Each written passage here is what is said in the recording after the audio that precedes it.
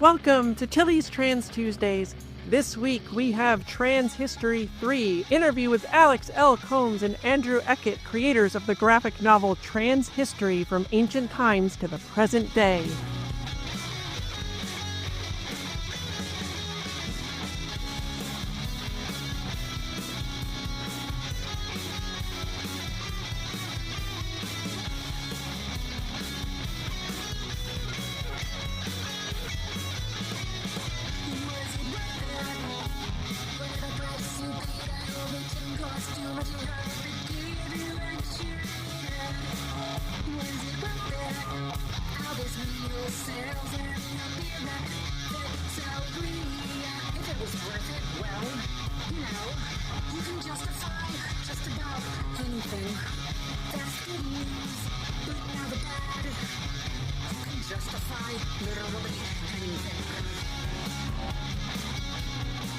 Hi, I'm Tilly Bridges, your host, and I'm joined by my writing partner, my best friend, my wife, our token cis representation, the lady who puts the graphic in my novel, Susan Bridges. Hello. Our guests this week are Alex L. Combs and Andrew Eakett, a married trans couple and creative team living in the San Francisco Bay Area. Making a graphic novel about trans history was a dream project, and they can't wait for more people to read the good news. Trans people are not new, and we are here to stay. Welcome, Alex and Andrew. Hi, Tilly. Oh, that was nice. You kind of harmonized in there. It was really good. Thanks so much for having us. Yes, thank you. Of course. I'm so excited to get to talking about your book. But first, I want to help folks out there that are listening get to know you a little bit better. So I wanted to ask, for the two of you, what do you think has been the best thing about transitioning? To me, definitely the best thing is just getting to openly live and express a part of myself that is essentially a dream come true. That there was a point that I thought it was just a secret or a few people might sort of know. I never thought here I would be at 40 years old getting to just share that part of myself with the world. Yeah, it's magic actually getting to just be yourself every day, right? You wake up and you're like, I get to do this again. I just get to be me. It's so cool.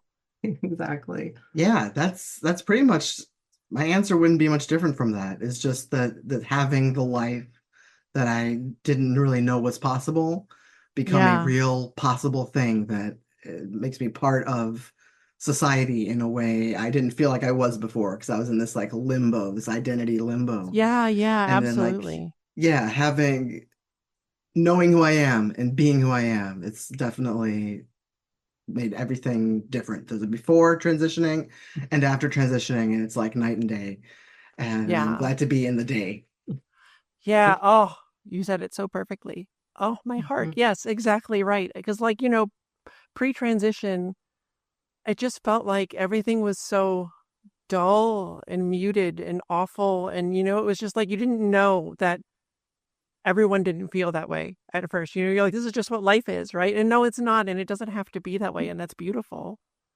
Yeah. Okay, so on the other side of that, are there aspects of transitioning that you found to be particularly difficult to deal with? Now, I know you have one. I do have one. I think we all do. This is something I don't hear talked about enough, I feel like. Yeah. And that is the amount of paperwork and bureaucracy involved after you change your name. Yes, there's so much. The havoc that was wreaked upon my credit report, and it's just a lot. We focus a lot on just getting it done, which is great. Like getting the name change is great. But then I feel like we're kind of left out there to try to figure out, well, what do I do now? Because it's not like everyone knows that your name has changed. The credit card companies don't know. The credit report companies, all these accounts don't know. And they all have different methods and protocols and processes for changing names. And some of them are quicker on their feet than others. Some lose the paperwork more often than others.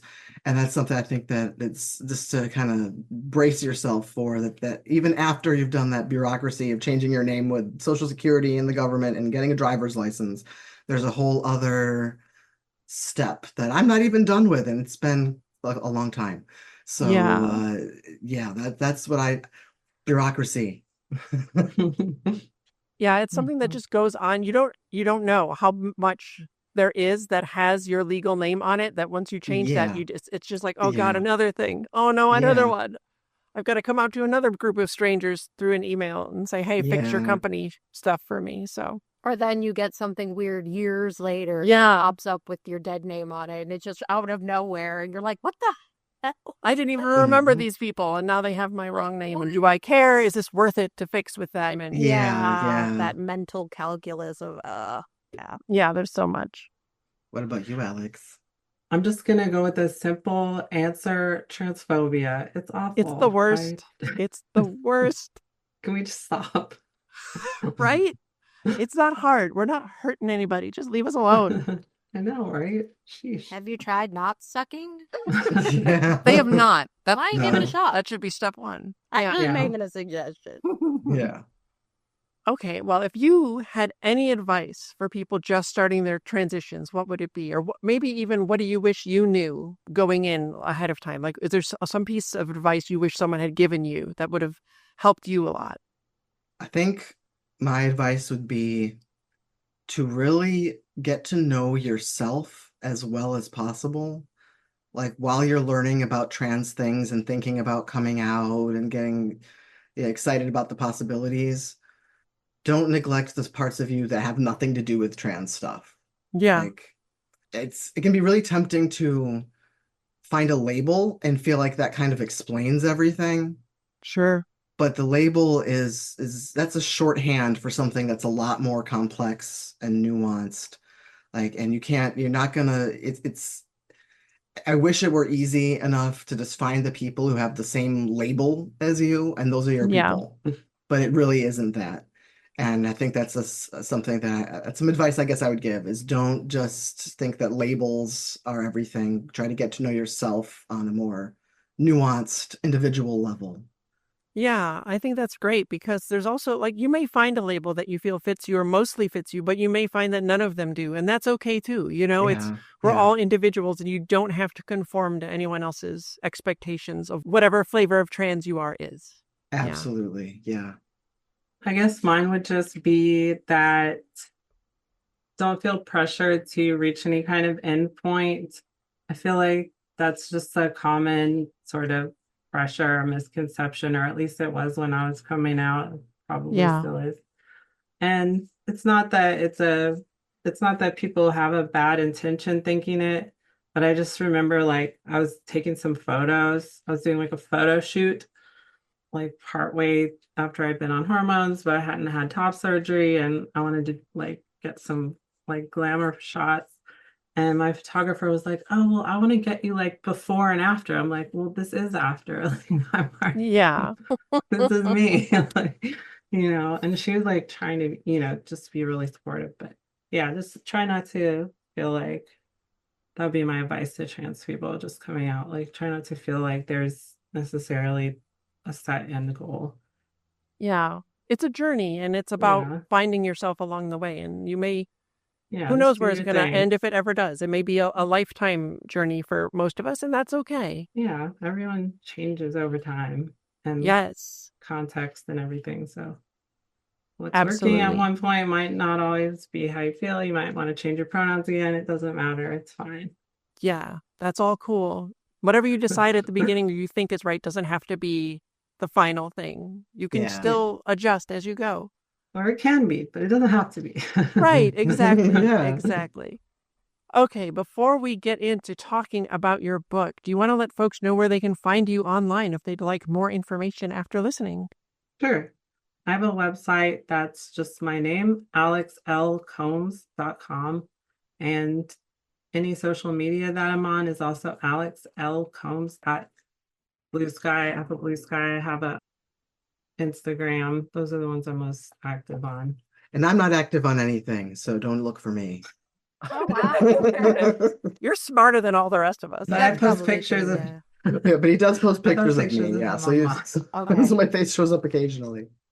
Okay. Well, I have done 2 previous episodes on trans history. For those listening, you may want to check out Trans History 1, How and Why We Name Trans People in History in episode 79, and Trans History 2, Examples of Trans People in History in episode 80.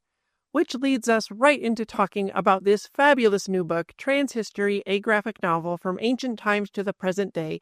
It releases on May 13th, 2025, and can be pre-ordered right now on bookshop.org. There's a link to it in the show notes. Hit that up because I'm not reading out a whole URL. Okay, here's part of the description. What does trans mean, and what does it mean to be trans? Diversity in human sex and gender is not a modern phenomenon, as readers will discover through illustrated stories and records. In addition to individual profiles, the book explores some of the societal roles played by trans people beginning in ancient times and shows how European ideas about gender were spread across the globe. It explains how the science of sexology and the growing acceptance of and backlash to gender nonconformity have helped to shape what it means to be trans today. Illustrated conversations with modern activists, scholars, and creatives highlight the breadth of current trans experiences and give readers a deeper sense of the diversity of trans people, a group numbering in the millions.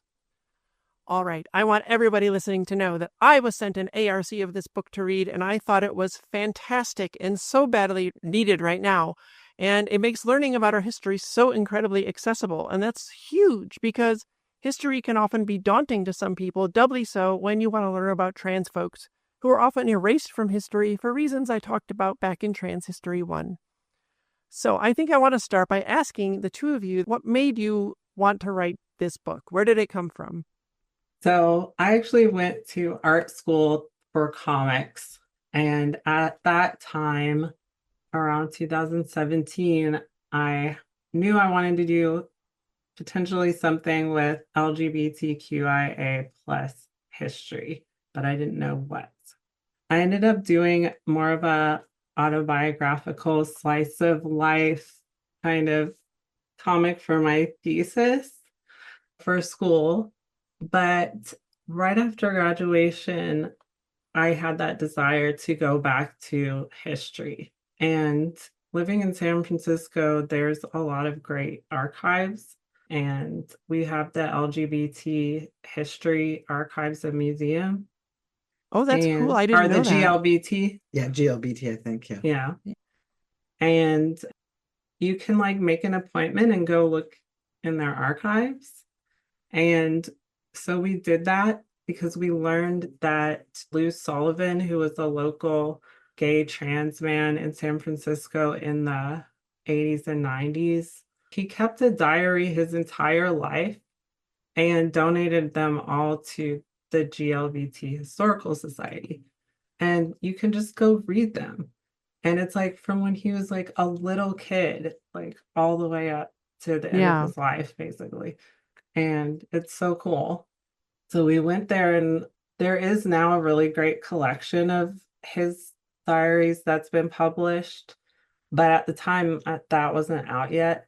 So it just was so exciting to go in there and get access to this really amazing resource. And so I made a zine about it, which I took to I think I took that one to SF Zine Fest, or maybe it was an East Bay Zine Festival, and was just giving them out. I was just so excited to share this story.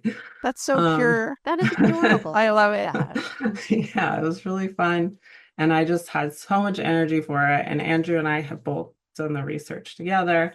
And much like how we did with our book, I illustrated it, but he did a lot of art direction and helped with the writing. And we had so much energy and enthusiasm, and it was just so rewarding that we were we just want to keep doing trans history. Let's just do a trans history book. There's comics out there that look at queer history or LGBTQIA, Two-Spirit plus history. But we were we want to do one that's trans history, and specifically. Yeah, there's a lot of misconceptions specifically around trans history. Oh, yeah. That are related to the misconceptions around larger queer history, but felt like a lot of queer history projects would have one or two trans people in it, but never really be able to delve into what's going on with trans people and history. So that was one reason it felt really particularly important to just spend however many 100 pages just on trans people specifically. Yeah.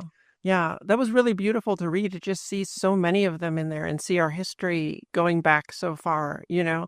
And Yeah. I wanted to ask, do you feel like there's something about the comic graphic novel format that lent itself better to this project? Because like we write comics too, and they're such a unique sort of art form all on their own. They're so different from everything else. And do you feel that that helped with what you were trying to do? Oh, absolutely. Because you can put maximum amount of information into a comic because you've got the visuals and the writing. Yeah. So it really lends itself to packing in a lot of information without like making people have to read like, you know, Paragraphs. paragraph upon paragraph of like describing, and this is what the scene looks like. It's like they just can glance at it and know what the scene looks like. Yeah. And it only takes a split second. And I also like how it kind of softens the history aspect. History can be kind of intimidating to people or Yeah. sound dry, or this must be very technical. It doesn't have to be, and there are some complex concepts in the book, but I feel like the visual style is welcoming. It is. If you're afraid of history, you don't have to be afraid of history. It's a graphic novel. See, it's It's fun. fun. It is. It's fun. It is a fun, breezy read, and it's so educational, and I love it. It's a joy to read that book. I can't wait I to see it in can't tell color. you like how happy it makes me to hear you say those words like breezy, like easy to read. Like we Yeah. wanted that so much, and educational. Okay, great. Right, So you're yeah. getting the information, but it doesn't feel like a slog. Like Right. that's what we wanted. And to hear you saying that, it's just like so exciting. Yeah, I think that's an issue that I think a lot of books about history can accidentally fall into, even if they're not intending it, because it can be a very scholarly thing. You're talking about Totally. so many different things and contexts and details from history that people don't know about. And I think a lot of people do get intimidated that way. But when you read this book with the art and the way it just flows from page to page, and you're learning about all of these trans people that have always existed and always been here with us, and it's fun and it's exciting, and it's just page after page, you're just flipping through it. It goes so quick and in a really good way. And so I think you've done a really great job at making this accessible, not just to other adults, but I think like kids especially can, like trans kids can see this and they can say, people like me have always existed, and they can learn about it. It's not going to be inaccessible to them even. There's concepts in there that maybe they won't fully understand, but they're going to get so much out of it that I don't know, that's like could change a kid's life. It's really, really amazing that you put that out there. Awesome. Thank you so much. Thank you. Yeah, we wanted it to be kind of like all ages. Yeah. Yeah, because the information is important to everyone. It can change trans people and cis people. It's history that no one is really learning in a cohesive, clear way. And I think it benefits everyone to get what they can out of it. Yeah, absolutely. And, you touched on this a little bit before, but the book is extensively researched, and I know how difficult and frustrating it can be to find information, much less accurate information, on trans people from the past, due to the presumption of cisness that a lot of historians view the world through, or their inability to see or choice to outright ignore or hide the transness that's right in front of them. So how tough was the research process for you of finding all of these people? Did you have difficulty locating accurate information that you could pull from? I was actually kind of surprised at how much I was able to find that was accessible. A lot of it was transphobic, but it was there. I mean, and you have to just read it with a grain of salt, Yep. But then at the same time, a lot of the research that I used, I was surprised to see how much had just come out in the past, maybe like 3 years or something before we started researching it, like between the years of like 2017 and 2019 when we pitched the book. Like people have been working on this. They've been putting together the raw information. They've been writing papers. I have access to the San Francisco Public Library, so I have access to JSTOR and all these other academic journals that they pay for, which is awesome because they're a really great library. And I was surprised at just like how much I could find online. I use the Internet Archive a lot. They had a lot of free books. Right now, only as of very recently, they have had to shut off access to a lot of those books that I actually used. Like, because right now I'm working on the extended bibliography and I wanted to put links where people could go read the books. And it would say, like, this book isn't accessible except for if you have print disabilities. So they had been like sued like a while back for having the online library, but I think they're working on it. Hopefully the books will be back up, and I'm putting all those links that I can find for those for people on the extended bibliography, which is not up yet, but will be up on my website by the time the book comes out. Yeah, in one of my past episodes about trans history, I talked to some trans historians that were talking about the difficulty that they've had in the field, because all of the rules for what you are and aren't supposed to do as a historian were established by basically all cis white men. And so that there's been a big pushback in recent years from trans historians trying to make progress through all of that. And so it rings absolutely true. Yeah, you say like in the past couple of years, there's suddenly so much more. So yeah, they're fighting a good fight for us all out there. Yeah, I'd be like, oh my God, this article is amazing. When was this written? Oh, like last year. Okay. That was another thing that made it so exciting about getting the book out. It's because like, well, the information's there. People just need to be able to read it. Yeah. In a form that's not a scholarly article. Right. That is, most people can't find. And if they do, it's going to be very intimidating to read. So exactly. Yeah. Yeah. You've done a really good job translating that, I think, into sort of everyday stories that people can easily absorb and understand. So that's really cool. Did you run into any problems finding a publisher? Because I know trans projects can often have trouble getting past cis gatekeepers, and finding a home. I've had that difficulty with some of the stuff that we write. And I was just wondering if you encountered any roughness there. I'm happy to say no. We got a really good offer right away. We didn't get a lot of offers, but the one that I think we had like 2, but that's better than none. We ended up going with. It was like 2 or 3 or something. Yeah. The one we ended up going with, they were amazing. Candlewick. Candlewick Press. Turns out we got like their best editor. I had a feeling that she was like really good while we were working with her. And then we met like some more of the staff and they were like, oh yeah, Andrea. Yeah, she's like really, really good. Okay. So I think in a way we just either got really lucky. Yes. Or I think also maybe they were sort of like on the beat of maybe they had already had discussions about picking up a similar book. I don't know. Yeah. It certainly seemed like they were all on board. They were on board from the beginning and were really supportive, which was something we kept kind of doubting. As we kept thinking, understandable. As the political situation got worse and worse and things are getting weirder and weirder, and we're just like, are they going to drop us? Are they going to decide this isn't worth it? If anything, their support seemed to strengthen. Oh, that's so great. So that was really, that has a lot to do with, I think, how good the book is right now, is that their Candlewick Press was very supportive. Mm-hmm. That's amazing.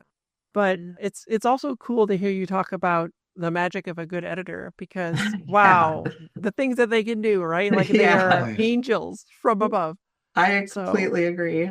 That's what I felt like. Okay, so in the course of putting this book together, did either of you have a favorite historical trans person, somebody that you really connected with or were drawn to over the course of making it? One favorite? Every single one that I was studying at the time that I was the most obsessed with it. Yeah. You can have a lot of favorites. That's true. Though there is Mikey. I was going to say Hatshepsut because it was so, okay, like many, I don't know, Western, like white people, I guess, like I grew up obsessed with ancient Egypt, or at least maybe not obsessed, but I was just like so enchanted by it. Saw Stargate when I was in middle school. It's terrible not like culture, like not accurate at all, but like I would look at all the Egyptian stuff in the museums whenever I would get a chance, and I would try to like draw some of it and just like kind of, let it like take my imagination.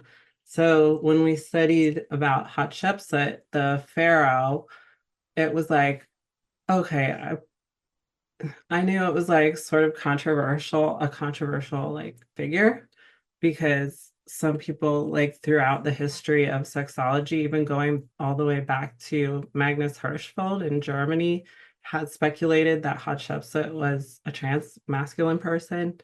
And there's actually been like debate, like a fair amount of debate about it, I guess, between in small circles, I guess. But like, so I kind of went in like, okay, like this is I'm probably gonna find like that this was not similar to like a modern trans person at all. And, it was probably like all politically motivated and stuff. And certainly like, political motivation is completely inseparable from this story of this pharaoh, because you're a pharaoh. But the more details I read, I was just like, the more I was like, this person does not seem like a cis person. Like, and I kept trying to like talk yourself out of it. Like really open to it, like, stepping way back from it. But then I kept reading more and more details and being like, none of this refutes this not being a cis person. And in fact, I feel like I could like almost relate to some of these things.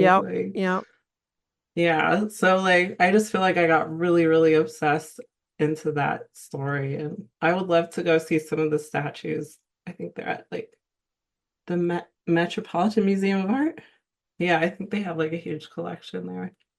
Yeah, that's amazing, because I'm doing this really big research project on a person from history who may have been trans. Not until it's done. People know who I'm talking about if they follow me. You mentioned it on social media. All right.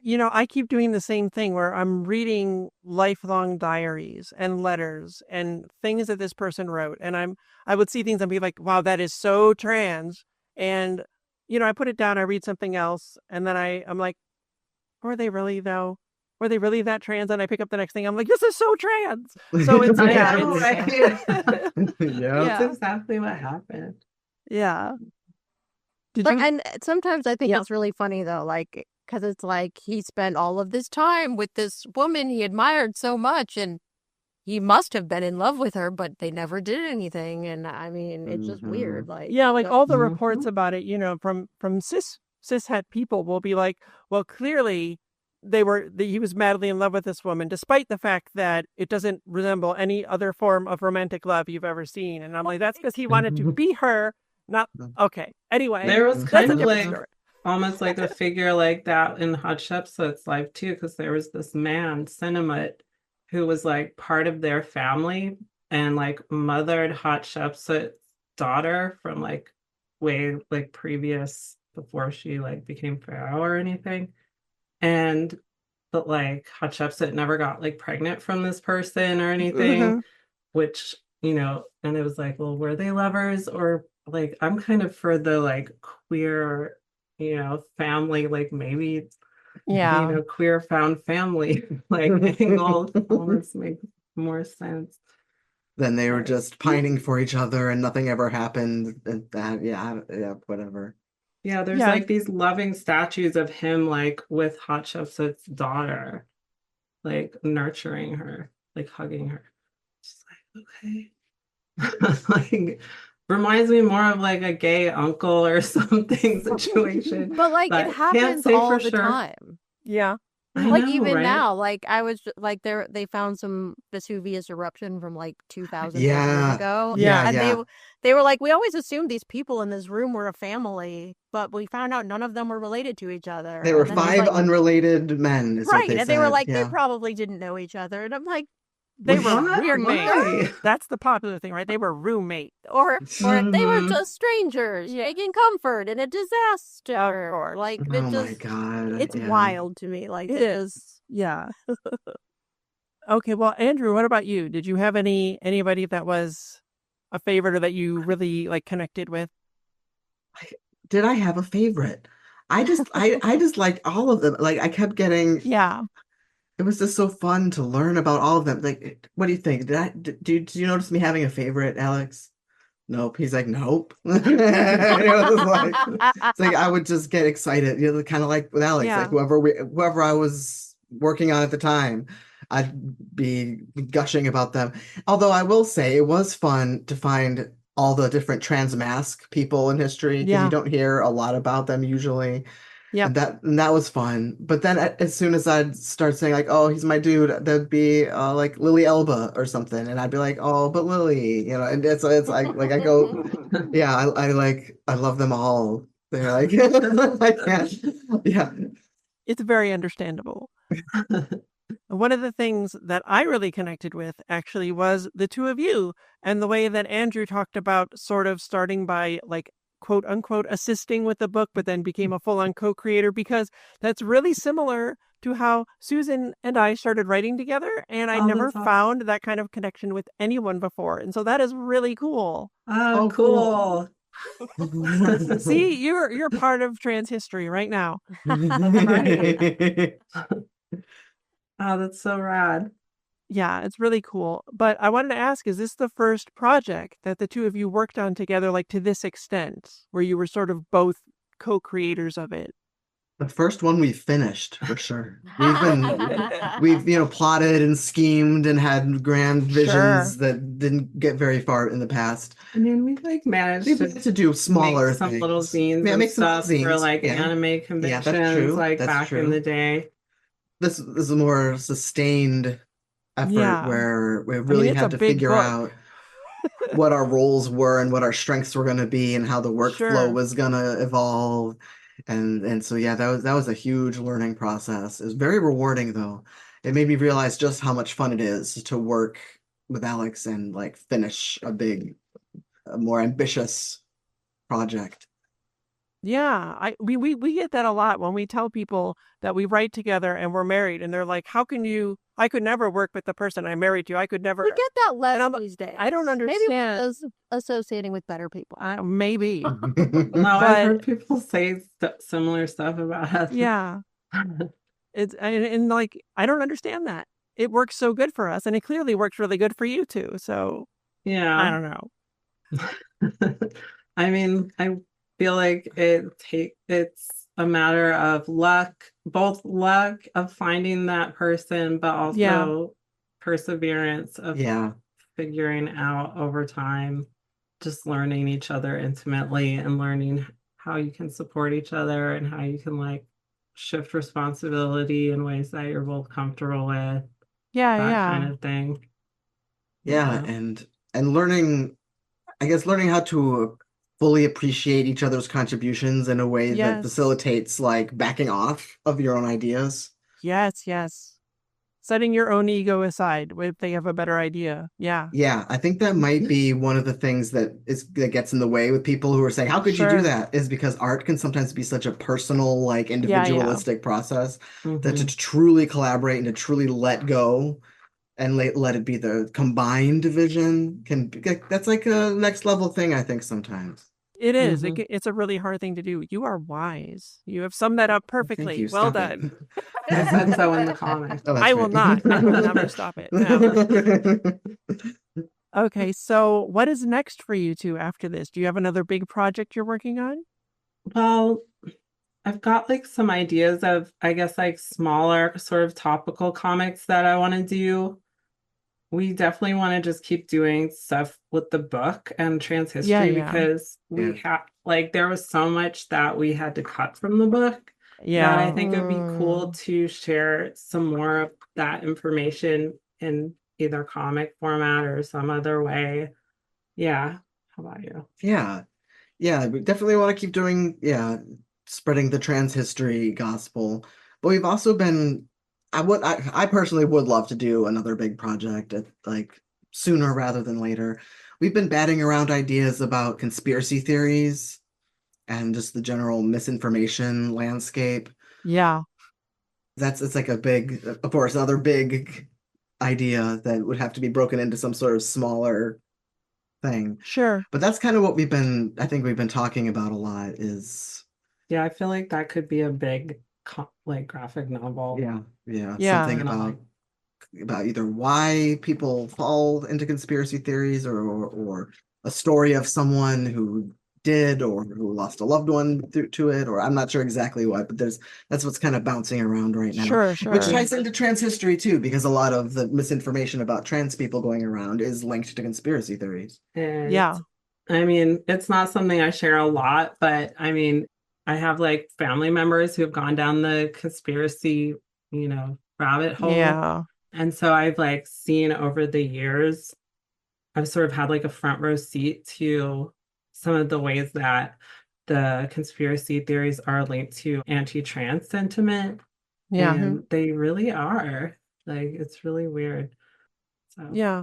I think when you dig into them, they're sort of all wrapped up in a bunch of different bigotries. They sort of commingle. There's a lot of white supremacy in them too. And, I think it's really important too one of the things I really liked were the parts of the book that talked about like different cultures and the different ways that trans people have been seen throughout history from that perspective that isn't white, straight, hetero, Christian, Catholic, and like really like that one viewpoint has just been crushed onto the entire world as colonialism.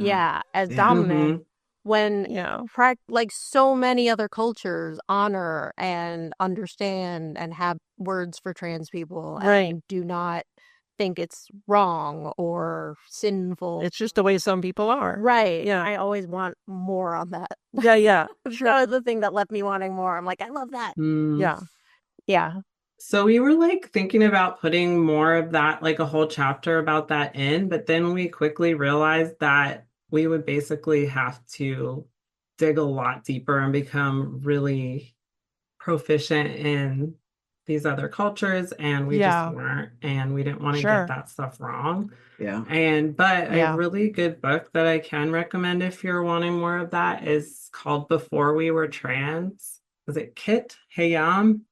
I think so, yeah. Yes, I haven't read that whole book, but I've read parts of it, and it is really good. I referenced it in one of the trans history episodes I did before. Yeah, it definitely more straightforwardly goes into like details about the culture and the different cultural gender identities and stuff. Whereas in ours, we were sort of like, okay, we know this exists. We don't fully necessarily understand the subtleties and the cultural context, but we can say what the Europeans thought when they showed up and saw these people, because they wrote about it. Right. And like, you don't have to know all the details, as interesting as it would be to show, well, clearly these people existed. Yeah. Well, I think it is so important for trans and non-binary people to know that we have always existed and that we're not a fad or a trend. We're just a normal way some humans can be. And this book is going to help normalize that for everyone. I think it's going to help a lot of trans folks feel seen, and hopefully a lot of cis folks know that there's nothing new about being trans. So I want to thank you both for making this book, because I think it's going to help a lot of people, and you've done a really good thing. Thank you so much. It's so reassuring to hear you say that. Yeah. Well, I love this book, and I'm so glad that you were both willing to come on here and talk about it. It's been lovely having you. So thank you so much for joining us to talk about this. Oh, thank you. It's so nice to see you again, Tilly, and to meet your wife. It's nice to see and meet both of you. Thank you so much for having us. Thank you. Yeah. Of course. And to the folks listening, once again, the book is Trans History from Ancient Times to the Present Day by Alex L. Combs and Andrew Eakett. Go pre-order it from bookshop.org right now. There's a link to it in the show notes. We need books like this so very much right now. It deserves your support. Read it, because trans people have always been here, and we're not going anywhere. Tilly Bridges, end transmission. Tilly's Trans Tuesdays is hosted by Tilly Bridges and Susan Bridges, with audio editing and sound mixing by Jillian Morgan. The written essay version of this week's topic and all past topics is available at tilliestranstuesdays.com. Special thanks to Daisy and Jane for the use of Sorry Not Sorry as our show's theme music. Please stop by and show your support at daisyandjane.bandcamp.com and soundcloud.com/daisyandjane. You can find me at Tilly Bridges on Blue Sky and on Mastodon at tillybridges at mastodon.social, and you can find Susan on those at Susan L. Bridges. You can find Jillian at Audio Jillian on Blue Sky. You can join the Tillyverse Discord server by following the link at the very bottom of TillysTransTuesdays.com. We hold regular watch parties for the Matrix films and other trans movies where I do a live Q&A, and it's blossomed into a wonderfully supportive, compassionate, kind community of friends. We'd love to have you join us. If you'd like to keep up with all the writing that Susan and I do, you can sign up for our newsletter at birdguestbroadcast.com. If you enjoy this show, please take a moment to leave us a rating on Apple Podcasts. The largest segment of our listeners find the show there, and more reviews equals a higher profile, which means it will reach more of the people who need it.